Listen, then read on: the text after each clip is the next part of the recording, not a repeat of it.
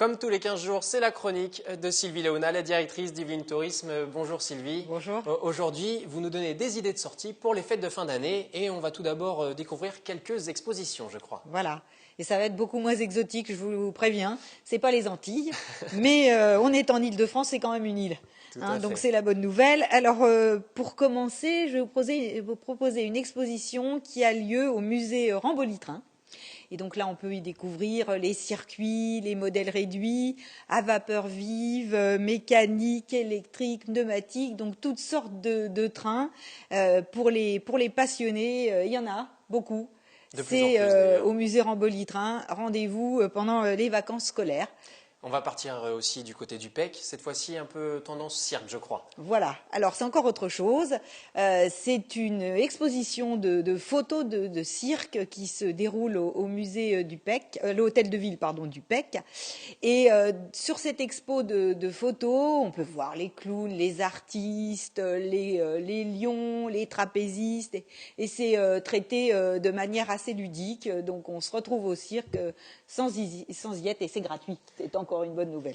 Pour les bricoleurs, un petit peu, si j'ose dire, on va aller voir une exposition architecture et jeux de construction du côté du musée du jouet de Poissy.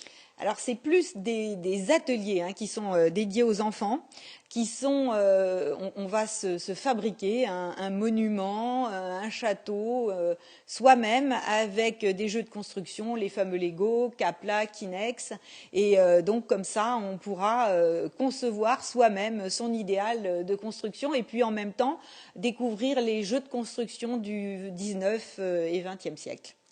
Évidemment, fête de fin d'année rime souvent avec patinoire, plutôt éphémère. En général, il y en a encore quelques-unes cette année dans les Yvelines.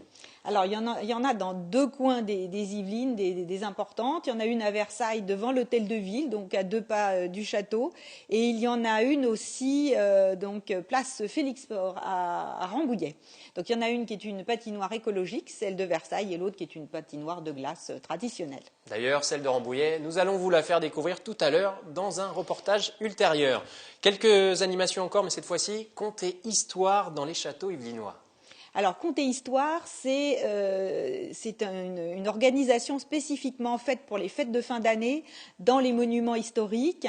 Et dans notre département, c'est le château de Maison-Lafitte, c'est le château de Rambouillet, la Villa Savoie, le Corbusier, donc qui vont organiser toutes ces animations pour ces fêtes où on aura des contes, des ateliers, des expositions, plein de choses spécifiquement organisées à partir de contes pour les enfants.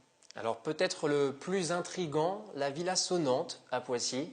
De quoi s'agit-il? Alors la Villa Sonnante à Poissy, donc encore à la Villa Savoie, le Corbusier, donc à partir de sons qui sont émis par des matériaux de la Villa Savoie, qui est une villa de construction très moderne, les enfants vont imaginer des contes, des histoires, et la Villa Sonnante, c'est le bouquet final où on va avoir tout un tas de bruits faits à partir des matériaux de cette Villa Savoie. Très très intéressant à mon avis à découvrir. On va partir du côté des ateliers du Parc aux Étoiles. Alors le Parc aux Étoiles, c'est à Triel-sur-Seine, donc dans le nord du département, et en principe le Parc aux Étoiles ne propose des visites guidées que les mercredis et les dimanches, et là on peut pratiquer des visites guidées pendant toutes les vacances, et ces visites guidées en fait vous permettent de découvrir la biosphère, les étoiles, les constellations, de connaître le chariot du Père Noël, de le voir éventuellement, et donc ça permet de mieux connaître, surtout pour les enfants, tout ce qui nous entoure et qui nous fascine parce que c'est loin. Avis aux passionnés d'astronomie notamment. Voilà.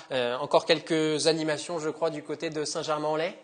Alors c'est au musée Maurice Denis où il y a les expositions tous au musée, où là c'est un peu spécial aussi pour Noël. On a la possibilité d'avoir des ateliers, d'avoir des contes, et puis on pourra aussi découvrir la façon dont on travaillait les nabis, puisque Maurice Denis, auquel est dédié ce musée, est un nabis, et donc on pourra faire des ateliers de création en fonction de tout ça. Tout cela à découvrir dans les semaines et jours qui viennent. Merci beaucoup Sylvie Merci. Pour cette dernière chronique de l'année 2013. Voilà. Toute la rédaction se joint à moi pour vous fêter évidemment de bonnes fêtes de fin d'année. Puis on vous retrouve en 2014 pour la chronique Idées de sortie. Merci beaucoup. Merci. Vous en parliez d'ailleurs tout